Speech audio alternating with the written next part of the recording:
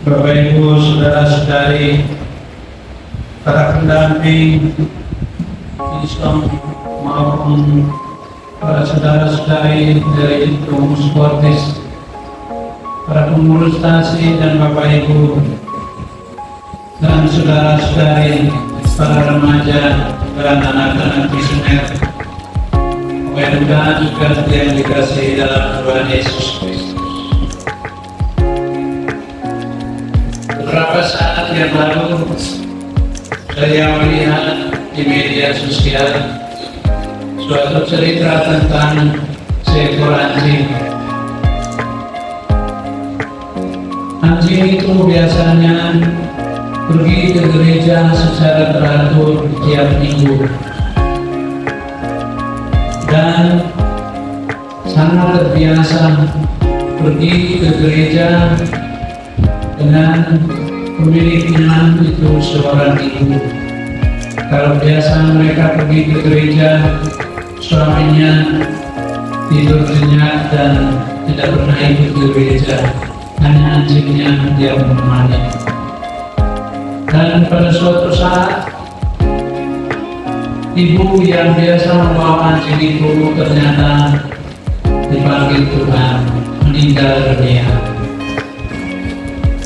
Tapi yang terjadi ketika ibu itu sudah meninggal dunia, anjing itu setiap minggu menghilang dari rumah. Dan karena iramanya makin lama dilihat oleh suami yang biasanya tidak ke gereja itu, dia mulai mencari-cari alasan kenapa setiap hari minggu anjing ini menghilang.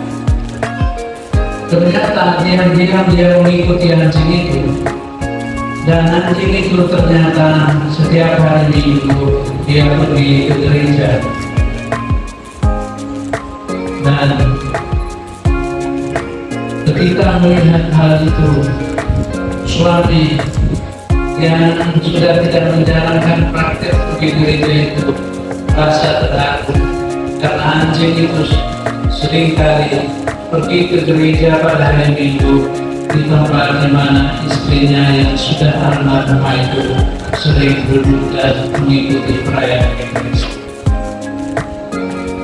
Ketika membaca ini, saya ingat ternyata anjing ini bisa menjadi misionaris. Anjing ini tidak ikuti sound.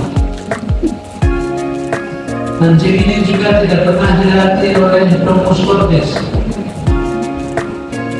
tetapi dia bisa membawa seorang yang malas untuk kemudian dana di gereja. Dan ternyata bapak itu akhirnya bertobat dan secara rutin menjalankan apa yang dulu istrinya kalau ngomong selalu tidak diikuti. Tetapi karena anjing itu, dia akhirnya mengikuti anjing itu dengan gereja.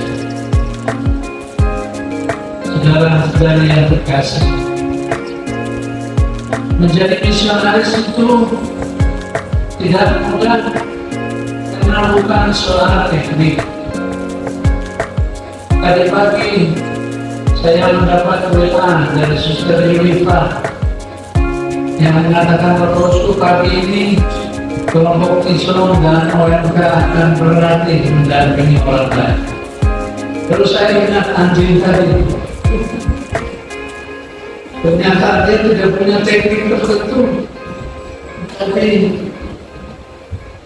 dengan kehadirannya di gereja, dia mempertobatkan seorang yang malas.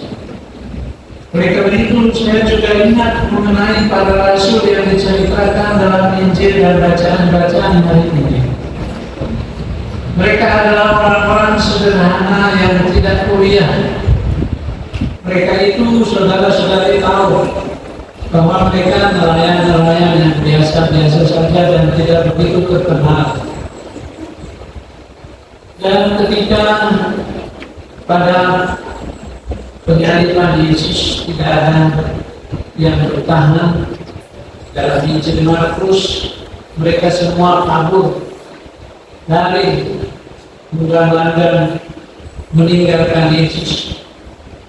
Bahkan di dalam kisah ketika mereka ada di taman Getsemani, seorang pemuda yang mau mengikuti Yesus itu lari sedemikian rupa sampai kain lenan yang membungkus tubuhnya pun copot sehingga dia lari telanjang. Silakan membaca di Injil Lukas tentang kisah di taman Getsemani. Semua lari meninggalkan Yesus. Tetapi semua itu adalah pengalaman.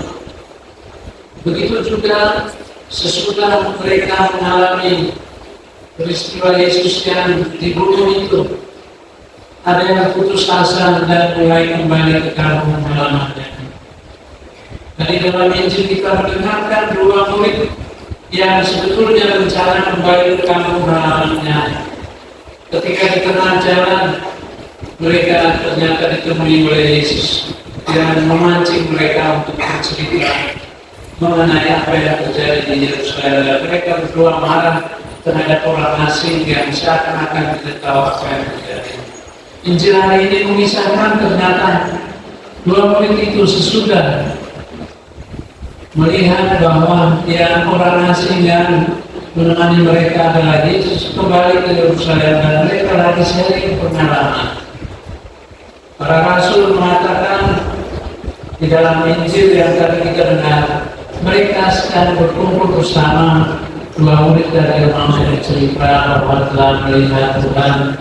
Petrus juga bercerita bahwa dia telah melihat Tuhan, dan banyak rasul yang lain juga yang semula mendengar kabar dari Maria Magdalena dan tidak percaya perempuan itu bohong. Tiba-tiba ditampaki oleh Yesus. Yesus hadir di tengah-tengah mereka. Dan ketika dia hadir bersama mereka, walaupun mereka lengkap masih ketakutan, mereka menyangka Yesus adalah hantu. Nah, ternyata bukan hanya orang di sini yang takut hantu, tapi Yesus juga murid-murid Yesus takut hantu. Sehingga tadi dikatakan Yesus untuk membuktikan bahwa dia sungguh hidup, dia mengatakan, lihatlah ini tanganku, cobalah datang dan berapa karena hantu tidak punya daging. Dan belum begitu mereka percaya, dia tanya, apa yang kalian siapkan untuk makan? Lalu mereka memberikan dia ikan. Dalam bahasa Indonesia diterjemahkan ikan goreng, tetapi bahasa aslinya sebenarnya ikan bakar. Makan ikan bakar di tengah mereka untuk membuktikan bahwa dia sungguh baik. Jadi saudara-saudari, ketika mereka sudah diyakinkan, mereka akhirnya diperintahkan untuk kemudian menjadi apa yang tadi kita dengar di dalam bacaan. Mereka diperintahkan oleh Tuhan untuk pergi ke seluruh dunia mewartakan tentang apa yang mereka alami. Jadi para rasul tidak berkumpul lalu belajar teknik-teknik untuk berdebat supaya mengalahkan orang. Para rasul tidak belajar bagaimana bisa menarik perhatian orang lain, tetapi dibawa oleh Yesus untuk menjalankan pengalaman berada bersama dengan Yesus. Oleh karena itu ketika nanti mereka akan memilih rasul untuk menggantikan Yudas Iskariot yang menggantikan yang mengkhianati Yesus, mereka mengambil kriteria rasul yang menggantikan itu adalah dia yang ada bersama Yesus ketika dipermandikan di Sungai Yordan sampai kebangkitan dan kenaikan Yesus ke surga. Itu berarti periode itulah masa pendidikan para rasul, bukan dengan kuliah, tetapi dengan mengikuti Yesus dari tempat ke tempat, mengalami. Mereka mengalami, waktu mengalami tidak mengerti. Nanti sesudah ketika Yesus bangkit, barulah mereka mengerti apa yang dulu mereka alami Dari saat Yesus tampil di muka umum sesudah dipermandikan di Sungai Yordan sampai Yesus naik ke surga dan ketika Roh Kudus kemudian turun atas para rasul. Disitulah mereka mendapat ilmunya yang paling tinggi. Ilmunya yang paling tinggi adalah pengalaman dan mulai memahami isi kitab suci. Lihat saja Petrus yang nelayan itu tadi dengan mudah mengutip membuat para nabi dalam perjanjian lama. Dia sebelumnya tidak tahu sama sekali. Yang dia tahu seperti saudara-saudari waktu tablo atau visualisasi waktu Minggu Paskah yang kalian tahu itu kan Petrus menyangka 3 kali, lalu kemudian cabut pegangan tebas telinganya Imam Agung. Tetapi sekarang sesudah dicerahkan oleh kebangkitan Yesus dan pencurahan Roh Kudus, dia dan para rasul itu mampu untuk memahami apa yang dikehendaki oleh Yesus. Hal-hal yang dulu dilakukan, mujizat-mujizat menyembuhkan orang lumpuh, orang buta, orang tuli, membebaskan orang dari kuasa jahat, orang yang kerasukan setan, membangkitkan orang mati. Sekarang mereka mengerti, oh ternyata Tuhan kita yang dibunuh itu benar-benar adalah Tuhan. Karena ternyata dia bukan orang biasa yang mati seperti dipercaya. Dan karena itu sekarang para rasul muncul dengan keberanian yang luar biasa. Lihat saja pada hari ini dikisahkan mengenai kisah ketika Petrus dan Yohanes mau pergi sembahyang di Bait Allah. Di pintu gerbang indah mereka menemukan seorang yang lumpuh.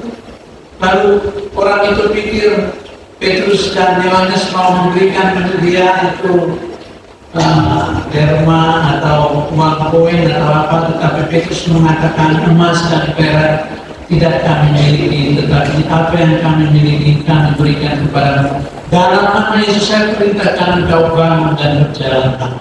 Dan ternyata itu orang itu bangun dan berjalan, meloncat-loncat seperti kijang itu, sehingga tadi di dalam Injil dikatakan orang-orang heran melihat bagaimana orang yang lumpuh itu bisa disembuhkan oleh para rasul.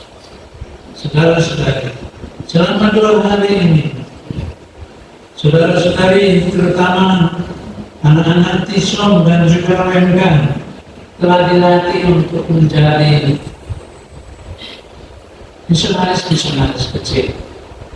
Jangan sampai kalah dengan nanti yang tadi saya ceritakan. Misionaris kecil ini hanya bisa menjadi misionaris ketika mereka mempunyai pengalaman. Itulah yang menjadi inti, pengalaman dikasihi oleh Tuhan Yesus Kristus menjadikan para rasul tidak takut lagi. Oleh karena itu, selain mendapat pembekalan 2 hari ini, saudara-saudari diminta untuk jalankan hal-hal yang biasa, yang kecil-kecil, pengalaman terlibat di dalam kehidupan gereja. Oh, jangan karena sudah nanti dapat sertifikat sebagai pembina, lalu hari Minggu orang lain pergi ke gereja, dia melanjutkan tidurnya nyenyak. Tetapi kalau tampil di kelompok, oh, semua harus ikut saya sudah ikut khusus di Tanjung Selor, itu sertifikatnya.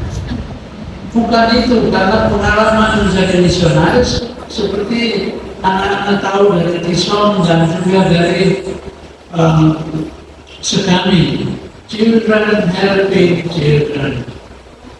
Kita sebagai anak-anak, sebagai rekan membantu teman kita. Membantunya dengan apa? Membantunya dengan memberi teladan yang baik. Kita dulu banyak teman saya kalau hari Minggu pergi ke gereja jalan kaki 5-10 km, tapi di tengah jalan selalu hilang. Main sepak bola sampai tunggu orang-orang selesai perayaan Ekaristi, mereka juga pulang dengan keringat. Orang tua pikir wah dia sembahyang begitu tekun sampai keringatan, padahal main sepak bola. Itulah sebabnya kemudian para guru tidak hilang akal lalu setiap Senin selalu cek. Kemarin siapa yang tidak bisa?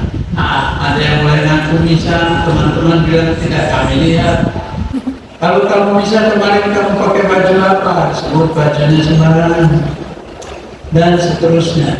Di sini kita melihat pada hari ini kita bersyukur bahwa orang-orang muda, anak-anak remaja, OMK semua dipersiapkan untuk membagikan kebenaran. Kalau tidak, kesaksian para rasul itu akan menjadi palsu ketika apa yang tidak mereka alami itu yang mereka jadikan sebagai sharing pengalaman kesaksian. Para penggerak yang akan menjadi animator untuk Islam, begitu juga OMK, tidak akan banyak membuat banyak hal ketika apa yang mereka saksikan tidak mereka alami sendiri. Beberapa waktu lalu ada seorang ibu yang dengan semangat dia mengajak teman-temannya supaya ikhlas. Ibu itu memberi ceramah kepada ibu-ibu lain. Ibu-ibu, kalau suami-suami kalian itu selingkuh, herankan saja dia. Kalau satu istri itu pahala, 2 istri, 3 istri itu berlimpah. Sesudah ibu itu ceramah, ada seorang ibu yang sudah ibu ceramah itu datang mendekati dia dan mengatakan, "Ibu, saya senang sekali hari ini merasa dibebaskan." Lalu ibu penceramah itu tanya, "Dibebaskan apa?" "Ya, Bu, sebenarnya sudah lama saya terbebani. Saya ini selingkuhannya suami ibu." Dan ibu itu langsung pingsan. Padahal tadi ceramah dia bilang harus diikhlaskan. Jadi pengalaman ini beda dengan teori di kepala. Inilah yang nanti para penggerak OMK dan juga Islam itu harus menyadari. Jangan bohong nanti teman-teman, doanya saja malas tapi nanti mengaku lihat Tuhan Yesus bercakap dengan dia. Siapa yang percaya? Ukuran untuk kesucian adalah, sering kali kalau di biara saya selalu mengatakan, kalau ada frater yang mengatakan dia bicara dengan Bunda Maria, tidak apa-apa, percaya saja. Tetapi nanti lihat dia, kalau makan apakah dia bagi lauknya dengan frater lain atau malah ambil sendiri.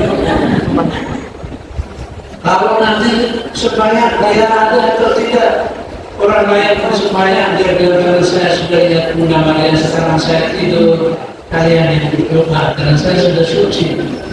Ketika dia mengatakan dia sudah suci, itu tanda bahwa dia tidak suci sama sekali. Disinilah kita melihat pada hari ini kita ingin berdoa, mohon rahmat Tuhan bagi saudara-saudara yang telah dikenalkan untuk membagi pengalaman. Buatlah dengan pengalaman yang kecil. Kalau anjing tadi dia tidak ikut Islam, dia hanya pergi teratur untuk kemudian bisa mempertobatkan tuannya. Saudara-saudara juga akan demikian. Pada Paskah yang lalu di Manado, Birdios Manado memperkenalkan seorang anak kecil yang kelas 5 SD atau kelas 4 SD. Dia diterima, dia dibaptis di tempat lain, tapi diterima menjadi Katolik. Pastor itu mengatakan kepada umat, lihat adik kita ini memutuskan jadi Katolik karena keputusan dia sendiri. Dan waktu pastor mewawancarai dia, apa alasan Anda menjadi Katolik? Ternyata anak itu menjadi Katolik karena mau mengikuti sekami. Berarti sekami itu begitu menarik, karena di dalamnya orang merasakan sesuatu sehingga anak ini mau menjadi Katolik karena mau mengikuti sekami. Maka saudara-saudari, ciptakanlah komunitas yang hanya dengan kehadiran saja sudah menjadikan orang merasa nyaman. Jangan ketika promosi sekarang, oh sekarang itu begini indah, tetapi ketika orang gabung dengan sekarang atau remaja lalu dibully dan didesak-desak untuk kemudian merasa menjadi tidak nyaman. Padahal ini kita semua bersyukur karena apa yang saudara-saudari alami itulah yang dibagikan. Oleh karena itu di akhir homili ini saya juga ingin mengucapkan selamat juga kepada Bapak Ibu di stasi Santo Aloysius Antutan ini yang pada hari ini bersyukur bersama kita karena pelayanan. Maka satu pesan saya rangkum dengan satu pepatah atau kata-kata mutiara dari orang Latin yang mengatakan begini, demo dan quod non habet. Orang tidak dapat membagikan apa yang tidak dimiliki. Para bapak hari ini tidak akan mengundang kita bersyukur kalau tidak mempunyai panenan yang berlimpah. Begitu juga anak-anak remaja dan OMK tidak akan membagikan sesuatu yang bermakna untuk teman-teman di parokinya masing-masing kalau tidak mempunyai pengalaman iman yang disertai dengan praktek seperti kata-kata Injil, terutama bacaan yang kedua dari surat Yohanes hari ini. Dia yang mengenal Tuhan, siapa yang mengenal Tuhan akan mempraktikannya di dalam kehidupan. Semoga saudara-saudara kembali dengan membuahkan hasil yang berlimpah, yakni pengalaman iman untuk dibagikan kepada OMK maupun anak-anak misalnya. Tuhan memberkati.